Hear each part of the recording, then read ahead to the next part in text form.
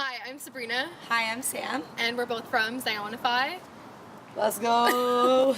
Today we're going to teach you exactly how to rock, and just before we start, here's a little disclaimer about what we're about to teach you. So we're going to teach you the actual technique of the rock, but we're not going to teach you an exact style on how to do it. There are different styles that our crew has adapted to, like Cali or Melbourne, but we're trying to teach you just the technique so that Strictly you can develop technique. your own. So to begin, we're going to be teaching you two components. The first one is going to be all about your primary foot. This is the foot that's T-stepping the entire time you're rocking. So Sam's just going to show you right now. This is the foot that all your weight is on the entire time you're rocking back and forth. And it's the primary foot because it's the foot that guides you. The secondary foot is the foot that does the tapping. That's what we're going to call it in this video, the tapping. You guys can call it whatever you choose to. But the tapping is basically what the secondary foot does as you're rocking across doing your T-step. This foot can do whatever it wants, basically. Because all of your weight distribution is on your back foot, or what we're going to call the primary foot. So we're going to teach you two ways of learning how to rock. The first one is going to be the true technique. So this is the exact and most correct technique you should be using when you become advanced and you've been practicing for a long time. So it's going to look a little something like this. That's exactly what it's going to look like when you become a pro like Sam. The second way that we're going to teach you is the beginner way. So this way is without the T-step, and instead of the T-step you're doing little tiny micro bounces, but keeping the same positioning of your feet while using the micro bounce to bring you back and forth instead of a T-step. So it's going to look a little something like this. And this is how a lot of us as a crew learned how to do it. So as you can see, she's just little tiny bounces across while doing the same positioning. So for the true style, we're going to be demonstrating how your primary foot is going to be T-stepping, while your secondary foot will be tapping. So Sabrina's going to show us a combination that we put together that was the easiest for us when we first started learning. It's going to be a heel-toe combination, and then you're going to come open so that you can switch feet, and that's where your weight distribution is going to go. So heel, toe, open.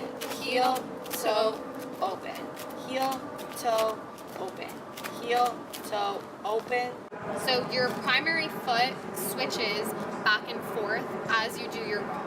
So when you're going in this direction, your primary foot is always the opposite foot of the direction you're going in. So in this case, it's my left foot guiding as I'm doing my heel, toe, open.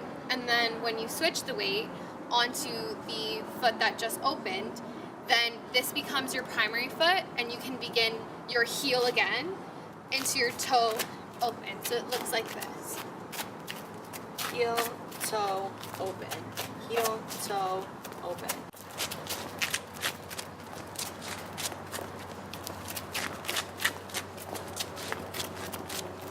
So the next thing you need to remember with any style of rocking is that there's an imaginary horizontal line that you're following.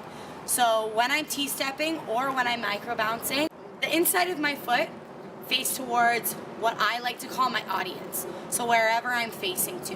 If I'm dancing to the front or the back, my foot is going to be open to them. Closed, open. So the horizontal line is what the path you're going to follow when you're rocking. So Sabrina's going to show us. So her back foot is staying stationary with it with each T-step. She's not coming forward and back. She's going back and forth. Yep. So you want to stay away from turning in a circle or just randomly turning in directions, because the idea is that you are going back and forth on this line, and that's how it's going to look clean as well. Yep.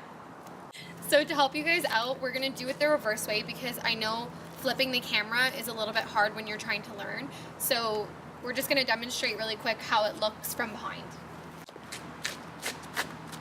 So heel, toe, open. Heel, toe, open. Heel, toe, open. Heel, toe, open. Okay, so now moving into second method. This is the beginner method in which you are micro-bouncing. So the reason we do a modification is because it's a little bit easier to get the micro bounce than it is to get an actual T-step. For some shufflers that might have a T-step, it might be easy for you, but for people that are just beginning, we learned after being able to T-step how to micro bounce first. Yes. So for the modified version, your primary foot is going to be bouncing back, which we call micro bouncing, but you're still going to have the secondary foot doing the same tapping combination that we just taught with the true technique. So you're actually practicing a micro bounce instead of a T-step going back and forth on your horizontal line. So you can think of it as just little tiny hops off the ground that's going to help you move back and forth. So Sandra's going to demonstrate right now. So my foot's going to be open to my audience, and it's just going to be... So this is what it looks like without the tapping. And you can practice this alone just to get the feeling of it before you start adding the tapping in. So this is what it looks like when you add the tapping. So she's just going to do the micro bounce with her primary foot, but her secondary foot is going to do the same motion that it was doing before. But instead of doing her T-step across, she's doing the micro bounce to bring her across. Open, 1, 2, open, 1, 2, open. And you can think of it as little glides across the floor if that helps as well. Like, it doesn't have to be an actual hop off the ground, but whatever just kind of slightly moves you with small movements across the floor. And this is basically mimicking a T-step before your leg is actually strong enough to really go into a proper T-step during your rock. Yep.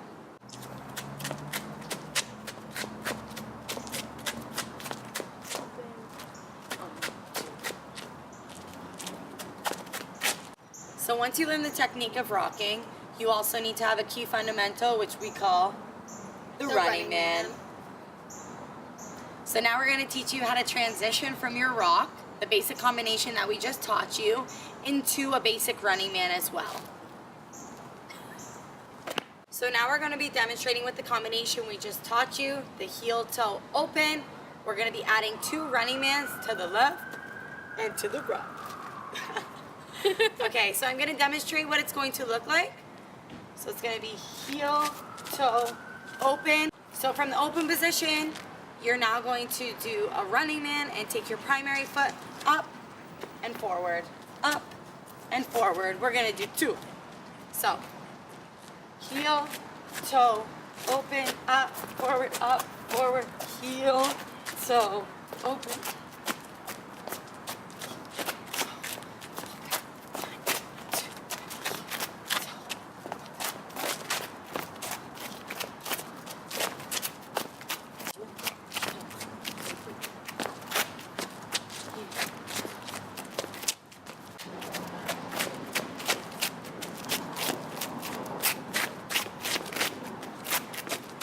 So now that you've learned rocking, there's no set combination to rock. We taught you a heel, toe, open combination, but you can go from your heel to your toe. You can do 2 heels. You can do kicks, like whatever you prefer. You can do whatever you want. However you want to interpret the moves. We're just giving you the basic technique. From there, you can go wherever you want and adapt any style that you like as well. Lastly, and the most important thing, is that we want you to remember that you're not going to get there unless you practice. It's all about the muscle memory, and it's important to keep practicing these moves over and over till you feel comfortable. Even if you have to just practice your primary foot, either T-stepping or micro-bouncing, don't even have the tapping involved, and then add in your tapping once it becomes second nature to you. So we just want you to be creative with how you take these moves, and you can transition them into anything you want. Spins, glides, running man, rocking. Let's get it. Woo! And kill it. Motherfucking kill it.